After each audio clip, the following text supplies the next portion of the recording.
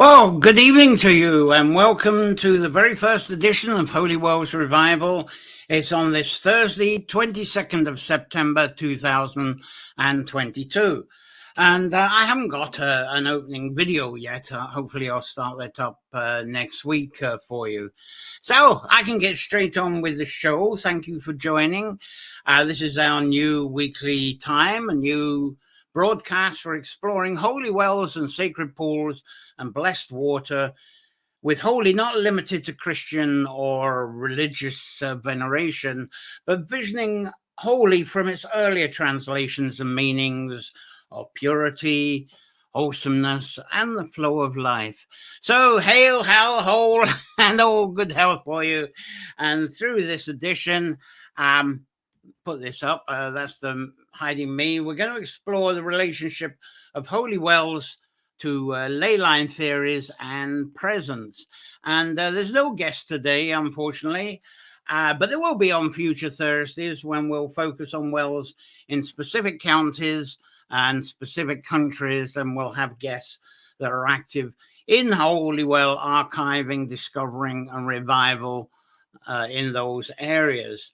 Now, Holy Wells Revival and Nature Folklore sessions, the videos and sanctuary support, they're all brought to you with the kind support of our subscribers. And if I can get the finger right, that's the Patreon address there. If you can spare $1, a pound, or euro a month, that'll help me keep alive and keep the show going and cover the expenses. It goes a long way. Every little donation, goes a very long way. And if you don't like going through the PayPal, which is what Patreon does, there is the alternative, the Buy Me a Coffee, and I'll get the old little banner going for that.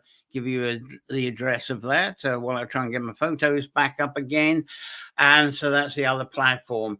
And you can just use a regular card on that. So there's the rolling banner going on that gives that address. So thanks very much for your support.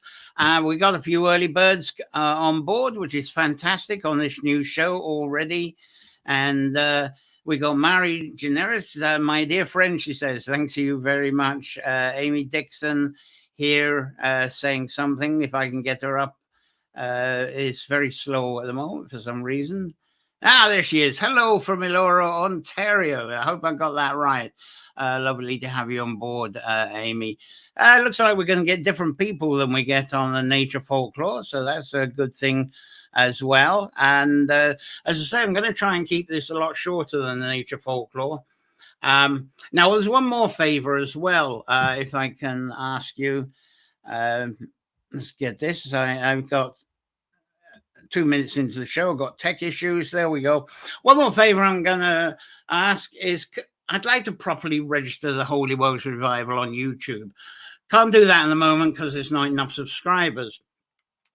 So there's no cost for that. Just click, if you go to YouTube, if you're not there already, I don't see anybody in from YouTube at the moment, but on YouTube, just click the subscriber button there and I'll link you to the current sort of weirdo link in the comments after I finish the show. Or if you go to my Facebook profile or even the Nature Folklore page, you'll see I put a link to the YouTube there. So if we can get that up, I need 60 more subscribers so I can properly register the this show onto this channel onto YouTube, the Holy Wells Revival. Thanks very much for that.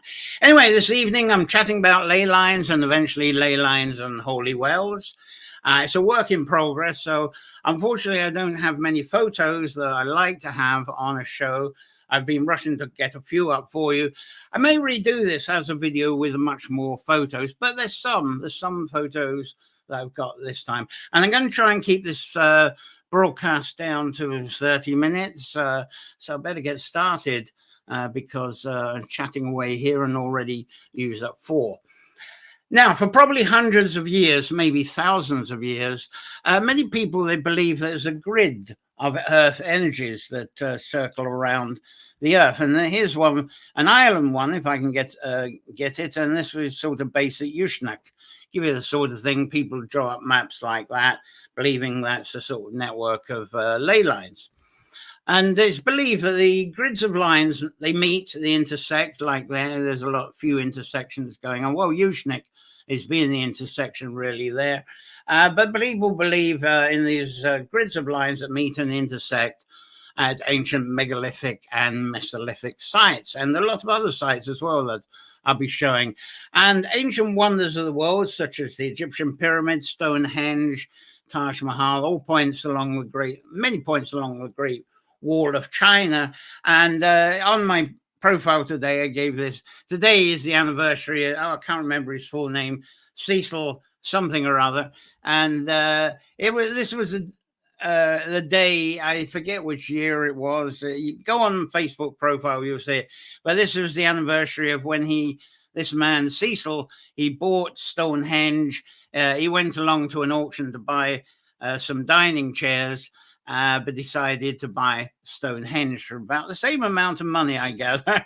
And that's how Stonehenge has been given to the public in a sort of way. But there was one condition that was brought up. Someone reminded that when he gave it to the public, he said, never charge more than a shilling for entry. So there's a lot of people going to be asking for their money back, maybe. Right. Let's throw this off a bit. And anyway, to me, during my younger years, this grid of ley lines seem to be very parallel to the concepts of acupuncture, the meridian lines, the points where the meridian lines meet. Sorry, I don't have any pictures to show that again. Oops, we got the ticker banner going back up. We got everything going up here. There we go. All right, we're back. When I was a child, this is when it all really started for me. My father, well, not so much my father, he kind of got into it because his brothers were into it, but certainly my uncles and aunts, Aunt Lillian, great uncles and aunts, they were all well into this whole ley line thing. And they were very keen to show me this. And I was only 6 years old. And they would spread out maps, ordnance survey maps and high quality world maps. And they would get the pendulums going. Sometimes they'd have a wooden pendulum or a stone pendulum. And sometimes it'd be a gold ring that was to hair or a thread, long hair, horse's hair, something like that. And as I say, they would hold their pendulum over them. And sometimes they would just take a guess. And they would not use a pendulum, but they would swing long rulers over the maps and they would draw pencil lines. Now, the curious thing was whether the pendulum was used or just swinging a ruler. Here's another map thing, I think. That's getting so technical with maps there. And that's getting attempting to be very scientific with all those ley lines. And I'm not sure if they were done with pendulum or with a swing of a ruler. Anyway, by doing this, many ancient sites and even modern churches and temples seem to connect up in penciled in straight lines on the map. And the constant family debate that we had, especially when we met on Sundays, it was frequently of questions asking, if these ancient sites built by ancient people at these sites, is this where the life energy or flow is the strongest? Is this what's happening? And of course, the fascinating thing was what happened where the lines intersected. Was that where the greatest flow of energy was? Sunday afternoon, late Sunday afternoon, maybe after an afternoon tea or something, with early evening before I was shoved off to bed, out came the maps, and this is what was on. We didn't have television. We're talking about the 1950s here. Anyway, I thought back, thinking back to acupuncture, that's a medicine faith that's based on the body key, the flow of life in the body and along the meridian lines. And I can't help but parallel this to what I used to think about as far as my response to ley lines. So, as from a wee child, I was 6 years old, I was at the time, didn't take long over the years, especially teen years, it really started up. I became quite addicted and obsessed as a ley line hunter. It's something I really did for 57 years, I calculated out. And those hunting adventures, they often started for me at a well. So there's a nice big well It's got that mysterious sort of cross looking into it. So that's when it kind of started, when I went on my own hunters. And as I look back to this, it's a very healthy hobby to do, isn't it? Because like all of the best adventures and experiences, it's all about the journey, much more than achieving the destination. And if you're following ley lines, yeah, you're not exactly going to reach the destination a lot of the times. Anyway, to do this, being a child, through my teens, I rode a bicycle. And later in teens, early 20s onwards, even in my 30s, I rode the bicycle, stayed at cheap youth hostels. And during most of that time, riding a bicycle is cheap. It's easy to maintain. And the best part with the bicycle, it's easy to park. I'm finding as I'm going well hunting at the moment, with a car, finding somewhere to park can be an absolute nightmare sometimes. But with a bicycle, you just hide it behind a hedge or a tree. Fantastic. And also, when you're on a bicycle, it's much easier to find obscure places, because with a car, you go past, don't you? You miss it. Bicycle, your eyes are everywhere. You're sensing everything. And of course, bicycle riding is healthy because much more is noticed while you ride the bicycle. And also, with the panniers, with baskets, that sort of thing on board, I did a lot of foraging on those journeys as well. And one thing I noticed on a bike was my abilities for observation and feelings from the landscape was much more tuned in than if I was going along in a car, which I've discovered now.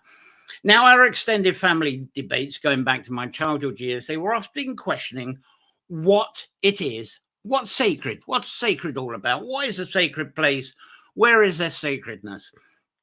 And we are any of these human, they're human-created temples. There's the obvious one. Sorry, it's not going across the page as it should do, but that's a famous one you'll all recognize. But were any of these human-created temple circles and cairns sacred, such as St. Michael's, such as up on Glastonbury Tour there? Now, perhaps there is some clue to what sacred when we arrive at Holy Wells. And here we go. And here's an example of one. I actually went to this yesterday, so I haven't sized up the photograph properly.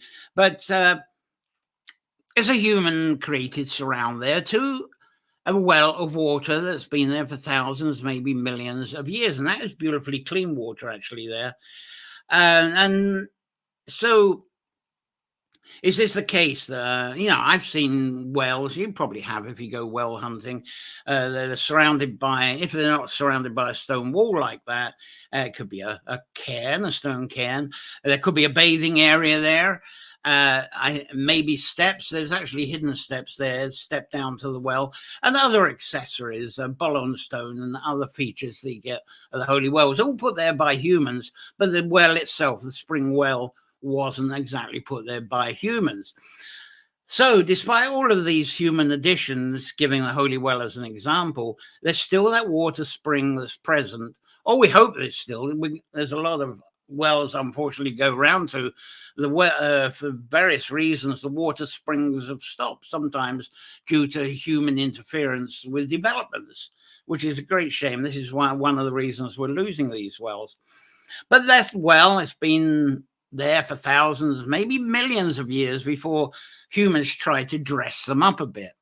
Now, to me, the water spring itself, that coming up, that's an extremely sacred, I don't know what you'll call it. It's a sacred thing. It's a sacred experience. It's a sacred place. It's the flow of life itself happening. That's how I interpret it. While all those human additions, including the veneration of saints, I think it's all very cosmetic for our own human conveniences. But what about the ancient sites that are dry and don't have water flowing through them? Is there still an unseen, unmeasurable key, a life force running through them in a straight line? Dowsers, I go to places like Carrickeel and Loughcrew, they say, oh, there's fire lines running through them. That's the sort of thing. If it's not water, it's a fire line, is what I get. So maybe the straight lines intersecting at ancient sites is built in tune for that reason. That's if we believe in the straight lines. I'll come back to that a bit later. Now, for me, sacredness is respect for all that has naturally formed from the life energy that perhaps we call nature. But the human structures, no. To me, they're not sacred. They're just accessories to something that we feel is sacred. Now, concern to me is how one of the reasons I say they're not sacred, because a major concern to me is how the stones that do the surrounds, especially these big cairns, big stone circles, etc., a lot of them, those stones, they've been quarried. Some of them were lucky to be picked up because of rolling stones in the Ice Age, but a lot of them have been quarried for creating these structures. And the thing to me is when a stone is pulled from the earth, it may not grow again for another billion years, and that's if it grows again at all. It's not a sustainable material, though I haven't said that. I'm in a stone cottage. A lot of you are in bricks and stone cottages. That's what we do, but I think it's still worth a thought for that. But to me, native woodlands, valleys, and wildflower, and you get wildflowers abundantly on some mountain peaks. Down in the valleys, you've got a lot of trees. All that sort of thing is sacred to me.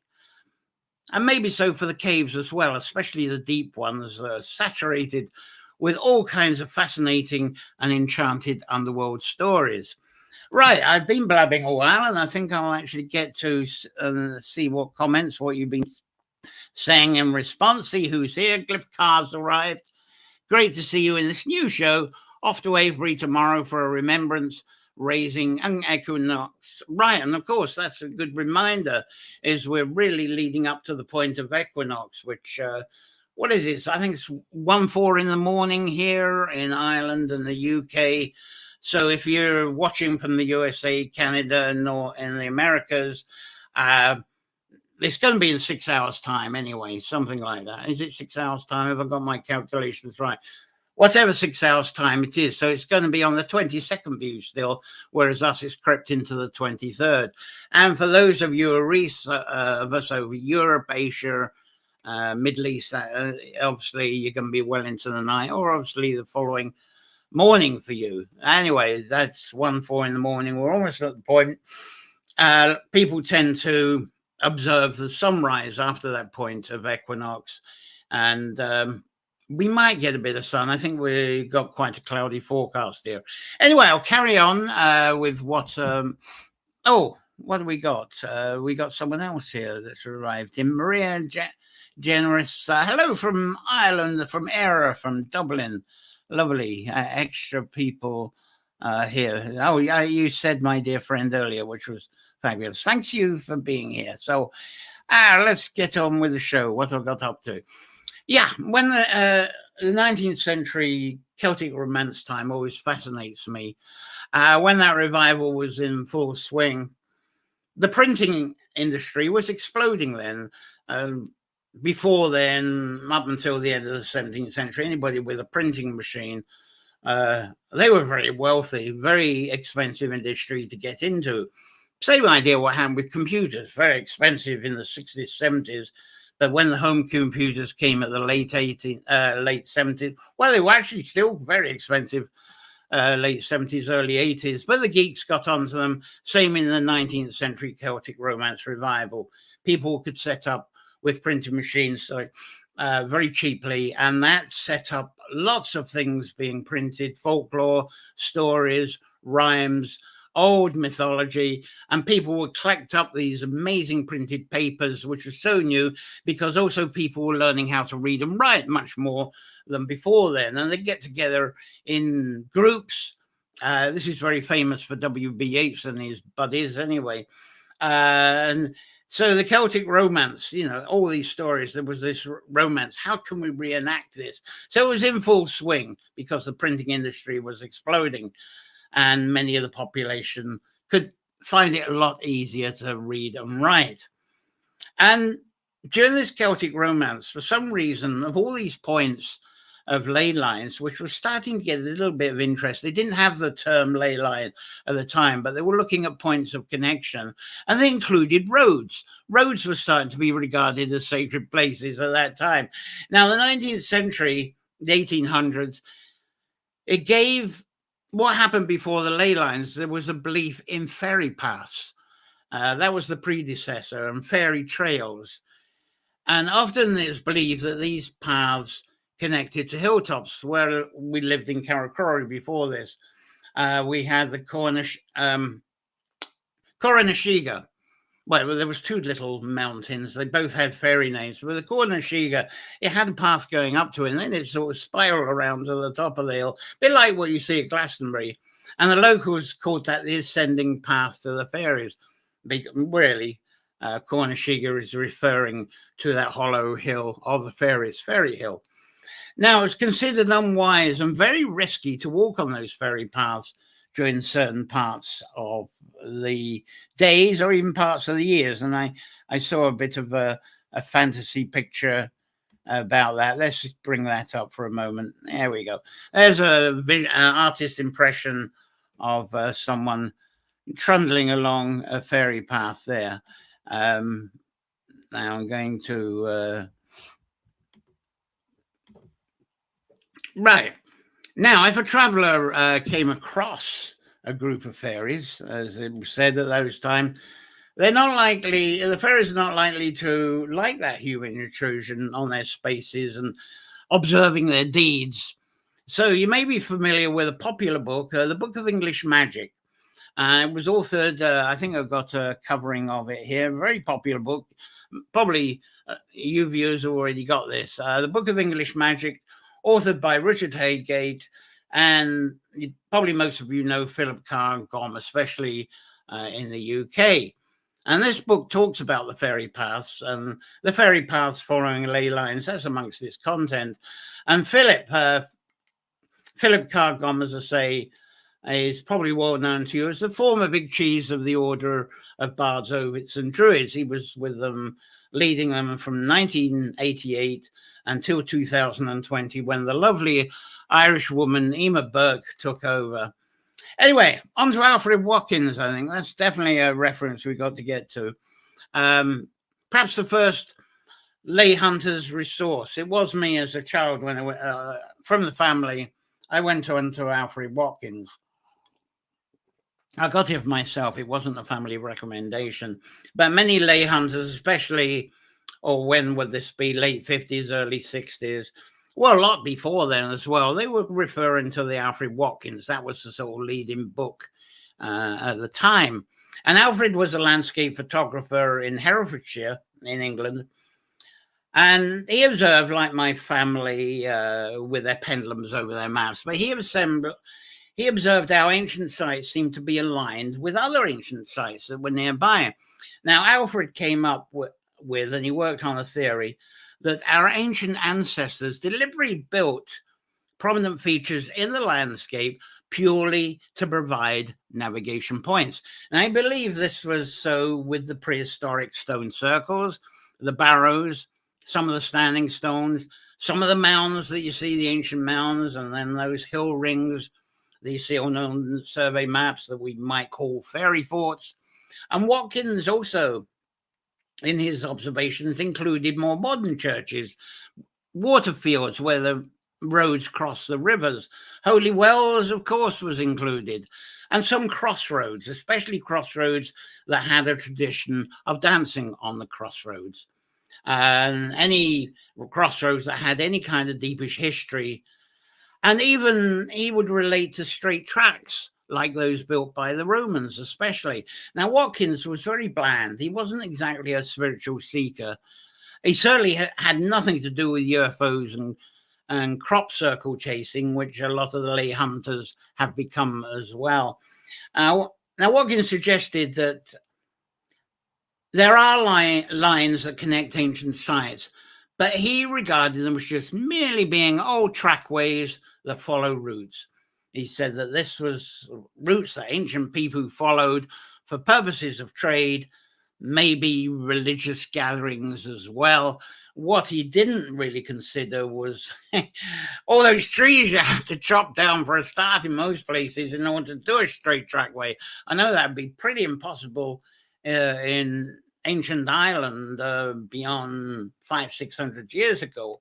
Very tough. Anyway, ancient people around the world who are nomadic, actually, this is quite an interesting thing. And I picked this up when I was at a Hiawatha festival in Upper Michigan in the USA. And so, because native people who follow the buffalo were amongst part of the Hiawatha festival. And we talked about this as well. And how nomadic people, they travel straight lines. And this was actually we talked about ley lines, and this was their interpretation. Is the nomadic people, they follow the herd from one place to another. And of course, for some reason, I always say nothing in nature goes in straight lines, but apparently herds do. And they followed the herds, and they always regard these ley lines as being the well-trod areas through the solar year where the herd would travel and they would follow. And that was their interpretation. And I've heard that too from Indochina as well. I was told that one about buffalo in Thailand as well. So this was, I have found out in stories, this is something that Ireland, I'm not going to go into this in great detail, but it's something Ireland did around the time of the Tour de Danann, because it's said to have been several years of drought. And though they were settled farming people, the cattle wouldn't settle because there wasn't the grazing, the grass wasn't growing, so the cattle would wander off. And so some of the people through some of the time came a bit nomadic because they relied on the butter, the milk, and so forth from the cattle. So there was a bit of nomadic following, and that would have been a straight line. But one of the things, if you've got a nomadic tribe, people are dying, they have bodies. They can't exactly carry all these bodies around. I know there was cremation, but even with cremation, you got bones left over. So these were put into clay pots. You needed somewhere to put the clay pots. So it's almost as if these places where clay pots were found, like in Cairns and so forth, might have been the result of being like bone banks. West Kennet Barrow is a very good example of this, I think. Although they're not crushed bones, that's sort of limbs and things. But the different ways that people broke up bodies, store them in these old places. It might have been due, I'm pointing out, from what I heard in North America, a result of having these bone banks as a kind of a temple, a place to come back to. If you're nomadic, it's to come back to your family and your ancestors. That's where they are, because you can't take them on the trail. So that they would come back for ceremony at these places. Anyway, though Watkins was bland and basic, I think his reasoning was actually onto something. The intent of road building is always to build a road in a straight line, but geography and legal stuff, it always causes detours, so the roads never actually get built in a straight line. But a straight line is the shortest distance between 2 points, mathematically, using our geometry. So I feel it makes great sense that important sites could be aligned by roads.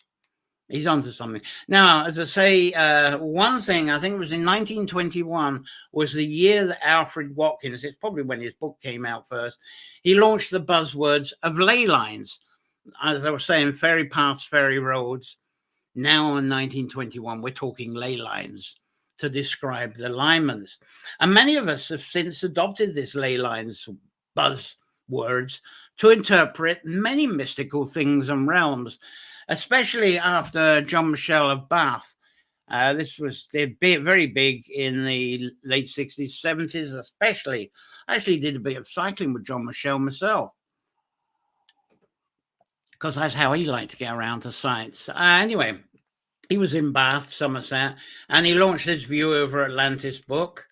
And Alfred Watkins, who probably launched ley lines hobby within million of us since 1921, he didn't actually believe in any magical or mystical significance of ley lines. But ideas of there being a hidden network of energy lines across the earth has truly fired the imagination of millions that regard themselves as spiritual seekers and light workers. Dowsers in particular, such as my own family, directed their hobbies, their practices, from water finding to treasure finding, would adapted their skills to trying to detect the flow of lays, whether they were wet or dry lines. Now, thanks to Alfred Watkins and the accelerated interest that happened after John Michel's book came out, the exploration of ley lines has become quite a study. And I suppose we're all familiar of seminars, retreats, gatherings, especially through the 70s. Even I was hosting them in the Hebrides in Scotland. So you got these seminars, retreats, people were gathering as groups of ley line enthusiasts, and great social crack, and we discuss and walk what we thought were the ley lines. Have I missed any more comments? Someone said something here. Cliff Carr's come up with something. 23rd is on 23rd. That's right. Right early in the morning. 1:04 in the morning is the point when you go for sidereal time. And there's the explanation of equinox from Cliff Carr. They're 50% of the way between summer solstice and winter solstice. But we'll still, that's right. I think it's 3 days later here before light is shorter than night. Anyway, there we go. We've got all of the facts and figures there from Cliff. Thanks very much for that. And a bit of chatting up here from Susan Samuel. Hello, darling. Lovely to see you. And lays, very interesting subject on 2 famous lays being the Michael and Mary lines. I'm going to talk about the major ones. I said I'd be on for half an hour, but I still got a fair bit to go. So I'll crack on with what I've got. What we got? I haven't lined my photos properly again, so let's have another go what we're doing here. Right, ley line study and mystery. It's actually thinking of Watkins, the way it's gone, it's not only trying to make sites more sacred, but it's gone into adapting conclusions about a relationship of ley lines to UFOs, crop circles, and even Atlantis origins. But despite all that research and popularity of ley lines, they're still not really measurable. I know there's some machines, pseudo-invented tools and machines that claim to do this. But even with those, several psychics that I've met, and you probably met, they claim they don't need all these contraptions. They can sense and feel the energy and presence of ley lines, so they don't need these mechanical and electronic tools to do this. Now, the vulnerability of ley lines from being considered as being any kind of science is that ley line hunters and researchers, they can never agree on which ancient sites can be included in as an important point of a line or intersection of lines. And Cliff was talking about the Mary and Michael. Fortunately, through a lot of populist debates, there is quite a level of agreement on those long popular lines. And lines that go through Stonehenge, the Great Pyramids, the Ayers Rock in Australia. I'm going to show one of my Stonehenge pictures here for a moment while I organize my other stuff here, which is not working out too well. Right, there we go. Taj Mahal, India's Taj Mahal is another one as well. So there's a lot of popularist agreement, I think, over what's those lines they believe to connect to, especially the most energetic ley points. But when it comes to the lesser known, to the almost unknown ancient sites, like holy wells, there's extreme speculation. Now, holy wells, they're a tough one for ley hunters, and I'm going to talk about this more shortly, but lay hunters will debate and argue whether a holy well is even important enough to have a strong ley line connection. Now, a Chalice well in Glastonbury is one example that certainly people seem to agree, there must be lays running through that, and there's me pulling, on the lid there, and there's me without the lid. And here's a nice old well, an old picture. That's actually quite neat because the first time I went to the Chalice Well, it was full of brambles. Hardly anybody was visiting it. Now, I think that's, talking to brambles, there's an example. Take this Chalice Well. People, you can sit there and have a cup of tea, wonderful, and chat about what ley lines go through the Chalice Well. But what if you happen to be beside an overgrown well in a farmer's field in County Longford in Ireland, for instance? Probably be ignored, never mind decided which ley line it's on. And as I say, I can remember Chalice Well when it was just a wilderness covered in brambles, hardly anyone visiting, not much chat about ley lines then. So which wells are old enough or important enough to be regarded as being on ley lines? Now, by selectively choosing which data points to include or omit, I think an individual can come up with a pattern that he or she wishes to find. And of course, castles are thrown into this. Some castles are regarded as being high-ranking ley points, and that amuses me in a way. But I love what Bard Robin Williamson said about this, and it's very parallel to what I used to think about this from as a child. He would say that once there was a sacred pool, and that became a local meeting site, which became a druid site, which became a temple site, which became a monastic site, which became a fortress site to protect the monastery, eventually became a castle site that was ransacked and became a Victorian country house site. And today, well, it's a building site. Anyway, what my family used to talk about regularly is ley lines as if they're like astrological constellations. They would draw or even imagine lines that connect stars, and we all do this, and ancients do this, connecting up the stars to form what seems to be creatures. The famous ones, give some examples from the solar astrology. We've got the bull, the ram, the crab, and fishes, of course.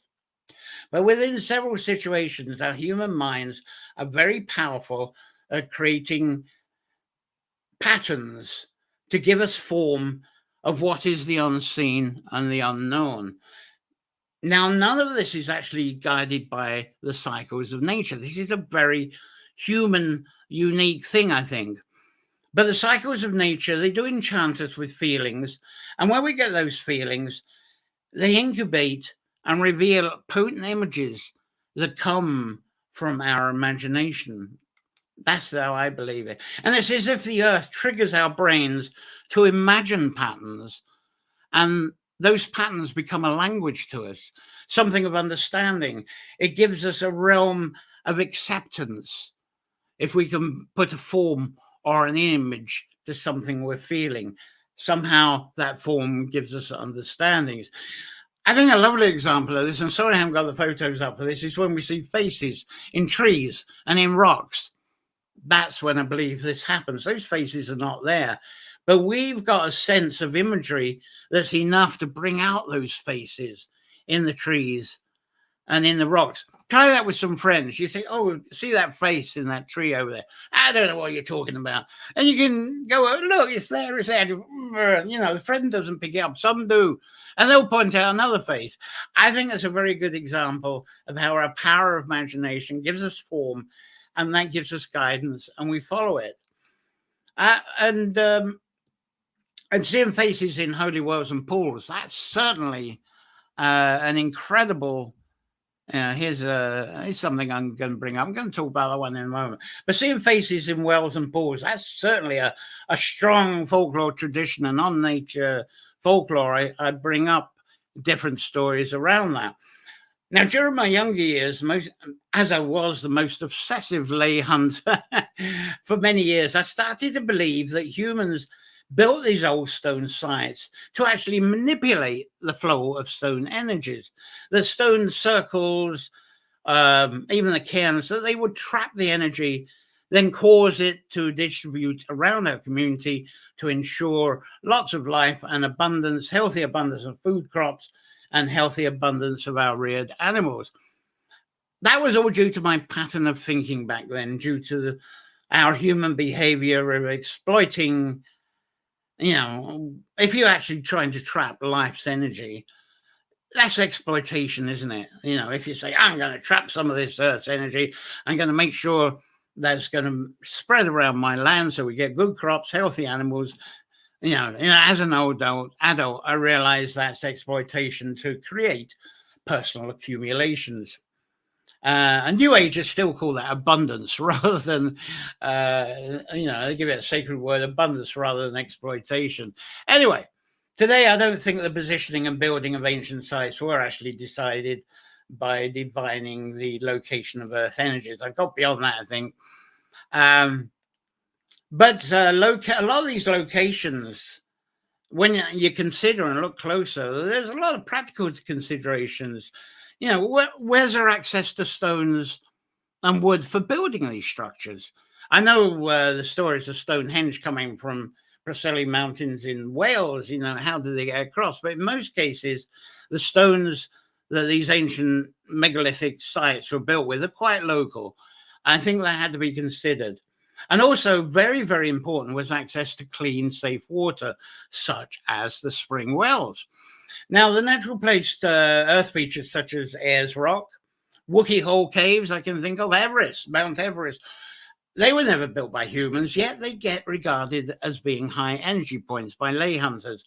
Now, these natural places were not the result of human calibrations like stones, circles, and cairns for the purpose of building structures intentionally, maybe to coordinate with the intersection of ley lines. But I don't think it's scientifically important to verify if ley lines exist or not. To me, these days, the whole ley line culture is an incredible insight into our human mental capacity to form imagery, but imagery that's very believable and often very successful in guiding us.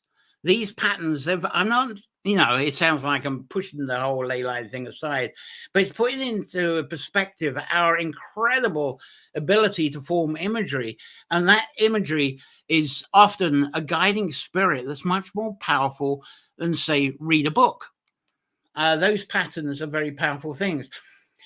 And a lot of us, that's how we can maneuver through lives. Even when we read books, we have powerful imagery that guides us, all part of our survival. Now, I'm going to go on to some real controversial stuff to finish off with. So let's see what you're saying here. Trying to get the comments up, and they're not coming up. Sorry about that. There we go. Joe Alexander's arrived. Great information. Thanks very much. Thanks for being with us, Joe. I'm going to fly around because, I'm going to almost do the hour, even though I tried to do half an hour. And I haven't said much about ley lines and wells yet, have I? But to me, this is where the power and command of our imagination can be the strongest and the most useful around the holy wells. I think the first reference is how we throw a pebble. When we throw a pebble into a well of water, what happens? The water forms a spiraling ripple. Let's try and get some wrong way. Clockwise ripple. Let's get sacred. Clockwise ripple. That's it. And often very active holy wells, spring wells, the underground water, it bubbles up and it forms spirally ripples as well to the top too. And that was that picture I was going. This is, I didn't get a very good photograph, but if you could, I hope that's clear enough. You might see the spring there bubbling up. And there's some so very subtle ripples that are coming up there. It's not as much as it sometimes is, but it's a lovely well for examples of that. Now, what changed my whole ley hunter life was I'm not going to talk much about it now because I've gone over, but it's a profound experience that happened that, and I explain it. This is but there we go. Look, the green screen messes it up. The Bathing in the Phase Breath book, I introduced that, and it's the reason I wrote the book, was a profound life experience that changed me from being that addictive ley hunter. So I don't think of ley lines as straight lines anymore, but of the ebbing, I think of them, I feel them as the ebbing and flowing of life through waves, spirals and circles, like I was showing you with the well there. Perhaps the mapping of lines between these points, it gives us a very simplified mean vision of these waves that can be useful geometrically. if we like, with mapping, when we go from A to B, we go through windy roads, wavy roads, so forth. But we like to know, what is it, the distance as the crow flies? We have that phrase of as the crow flies. And that's how I'm starting to think of ley lines these days. By drawing them up, it's like a crow flies kind of effect, because it's so difficult to sort of match up the waves, because those waves, they're not stable. They're always forever changing. The length of waves, the height of waves. We know that, I'm trying to think of the physics description, what they were called. Variables, of course, variables. So lines are constant, but really it's the variables that we should be feeling. Anyway, the one beautiful thing I've experienced since replacing line interpretations with these waves and spirals is I find that when I go to places, I'm sensing and interpreting everything much more differently. I'm not jumping up to a place and looking around. Where's the alignment? I'm not obsessed by that anymore. Where does it link to? Where does that link to? And that's what I used to do as a lay hunter, obsessive. Now I stand in that space and interpret everything much more differently. What is around? How does everything that connect around? Not how can I get to the next point of the hill? So when I put linear thinking like that on hold, what's the line to the next hill? It's amazing how much wisdom I think we can gather, how much extra wisdom. It gives us wisdom that we can trust if we allow it to guide us. And by doing that, one thing I've noticed by sensing and bringing up that profound imagination of waves, spirals, and circles is that it seems to reduce the stress, pressure, and even stubbornness in some of the things we do.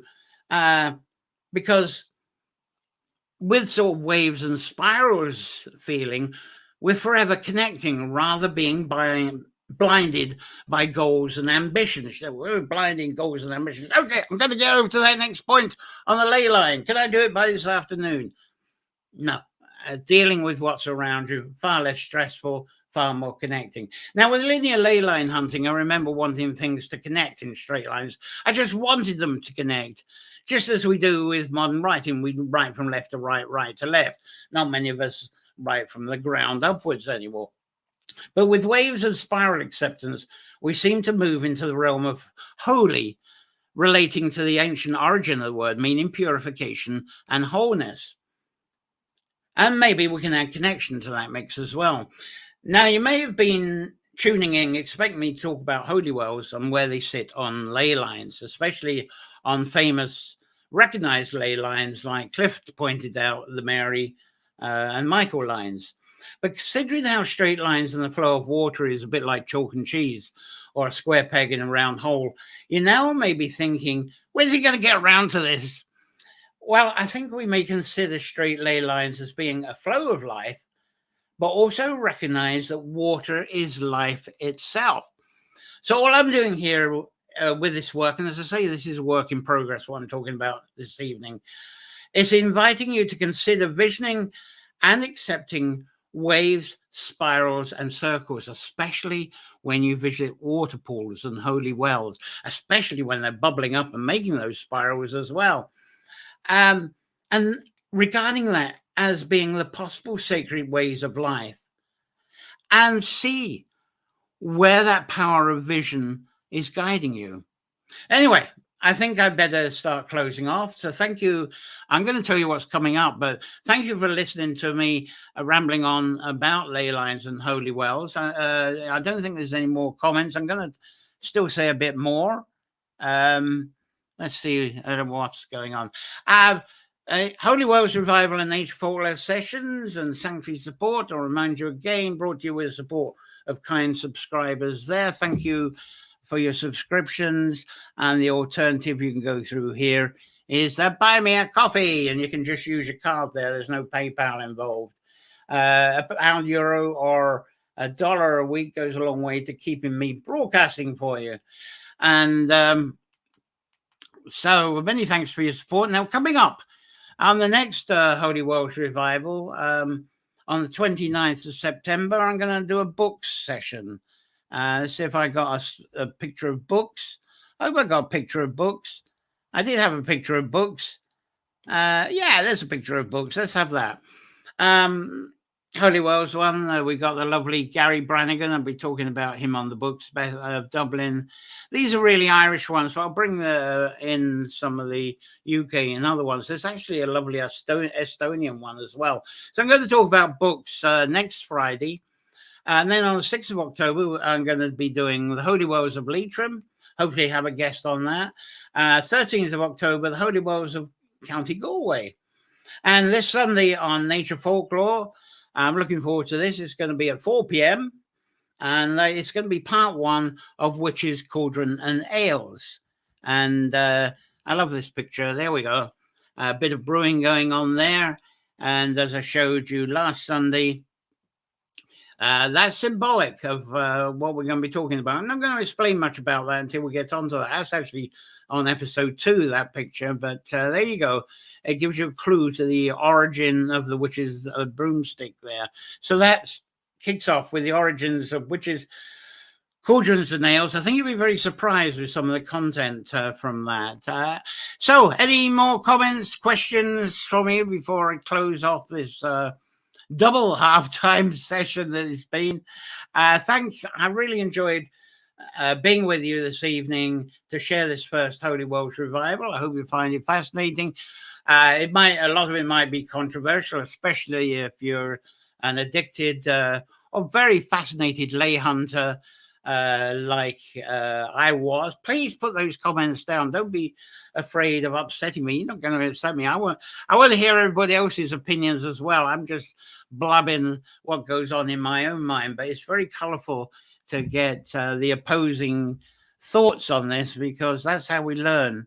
And thanks, John. Looking forward to the next talk session. Thanks for being here, Cliff. Thanks everybody for being here. And if you're watching this as a archive video, please keep the comments coming and the questions, and I will return from time to time to answer your comments. And again, please, I'll put the link in a moment, but please, can you go over to the Holy Wells Revival channel on YouTube? I'll put it in the comments shortly, and give me a bit of a subscribe. I'm trying to get another 60 subscribers. So put Holy Welsh Revival on the YouTube map. As I say, need about 60 more, I think. Now, there's no cost to do that. 6 more subscribers. Anyway, I think that's it. I think that's as much as I'll give for this time. So all it leaves me to do is wish you a lovely, safe few days. Hopefully some of you will see me on Sunday as well. A week of wonder and, well, days of wonder, inspirations, enchantment, especially that comes in the presence of water, since this is Thursday evenings is a water session. So until next Thursday, or maybe the Sunday before, play well, and I'll see you all and hear from you again soon. So bye-bye. So thank you very much for all that. Thank you. Bye.